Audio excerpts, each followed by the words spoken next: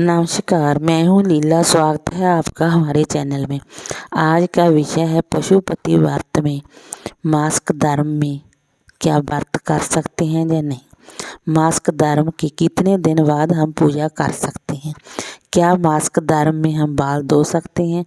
क्या व्रत के दिन हम बाल धो सकते हैं। किया हुआ व्रत क्या मान्य होगा। क्या हमें फल प्राप्त होगा।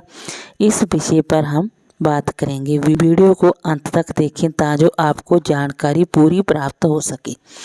देखिए, हम बड़े बुजुर्गों से सुनते आते हैं, जैसे हमारी दादी नानी कहते आते हैं कि सोमवार का दिन, बुधवार का दिन, शुक्रवार का दिन, रविवार का दिन, इन चारों दिनों में हम महिलाएं बाल धो सकती हैं।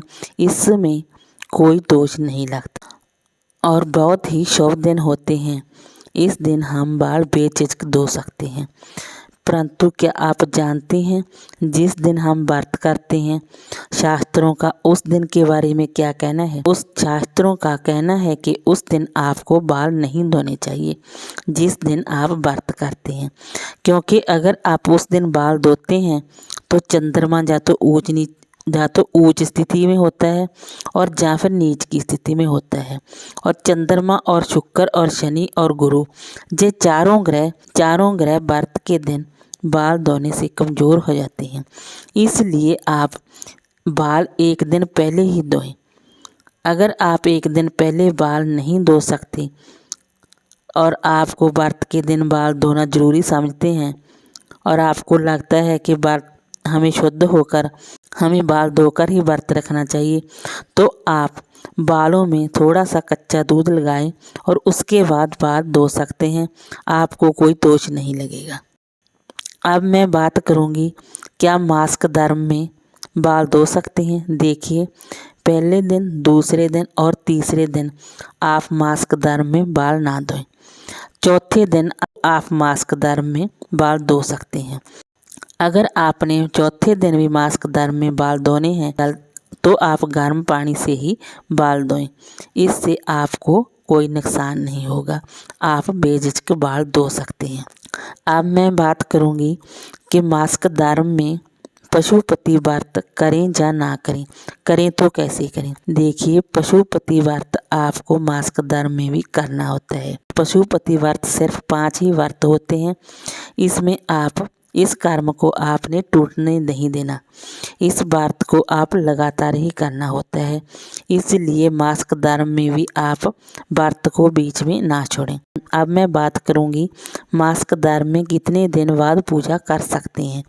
शास्त्रों में वर्णित है जब भी किसी महिला को मासिक धर्म आया हुआ है तो उसके चौथे दिन अगर आप शुद्ध हैं तो आप चौथे दिन बाल धोकर 5वें दिन से आप शुद्ध अवस्था में मानी जाती हैं और आप बाल धोने के बाद पूजा कर सकती हैं।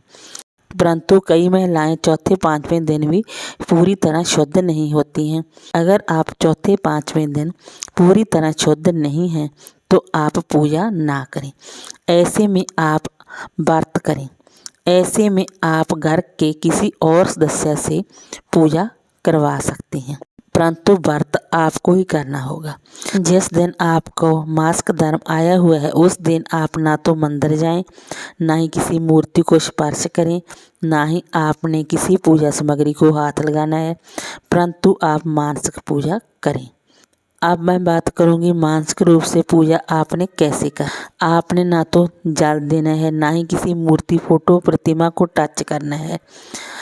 आपने पूजा जैसे हम सूतक पातक में करते हैं, ग्रहण काल में मौन रहकर पूजा करते हैं, आपने अपने होठ बिना चलाए ही पूजा करनी है। जो आपको मंत्र अच्छे से आता है उसी मंत्र का आपने जाप करना है। जैसे आप पहले व्रत करते आ रहे हैं आपने व्रत भी उसी तरह करना है। अगर आप फलाहार से करते हैं तो फलाहार से करें। अगर आप अनाज से व्रत करते हैं तो अनाज से करें। अगर आप मीठा व्रत करते हैं तो मीठे से करें। अगर आप नमक लेकर व्रत करते हैं तो आप नमक लेकर व्रत करें। अगर आप चाहें तो शुद्ध सात्विक भोजन भी इस दिन कर सकते हैं। इस तरह करके आप अपने व्रत को पूर्ण करें। ऐसा करने से भी आपको आपके व्रत का पूरा फल मिलेगा। परंतु आपका व्रत मान्य नहीं होगा।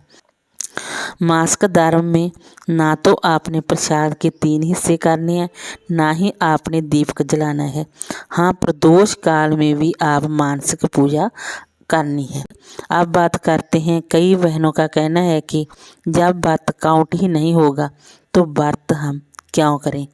देखिए, चाहे आपका व्रत काउंट नहीं होगा पर फिर भी आपको व्रत करना होगा, क्योंकि अगर आप व्रत ही नहीं करेंगे तो आपका व्रत बीच से खंडित हो जाएगा।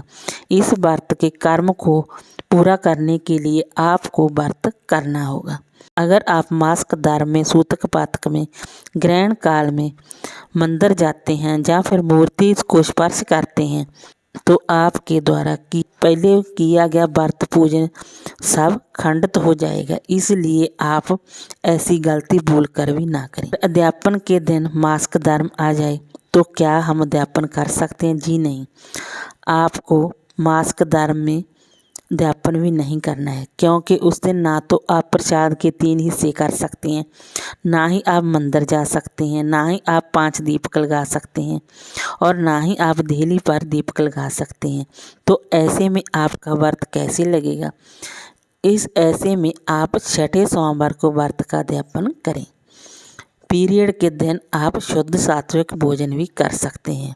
मासिक धर्म में आपने ना तो प्रसाद के 3 हिस्से निकालने होते हैं और ना ही आपने 6 दीपक जलाने होते हैं। अगर आपको फिर भी लगता है कि हमें भगवान को भोग लगाना चाहिए तो आप घर के किसी और सदस्य से भगवान को भोग लगा सकते हैं और आप प्रसाद को ग्रहण भी कर सकते हैं। इस तरह आप अपने व्रत को पूर्ण कर सकते हैं। प्रसाद के 3 हिस्से और 6 दीपक आप अगले सोमवार से जब आप शुद्ध हो जाएंगे तो ये कार्य आप अवश्य करें। वीडियो अच्छी लगी हो तो लाइक कीजिए, शेयर कीजिए, सब्सक्राइब कीजिए।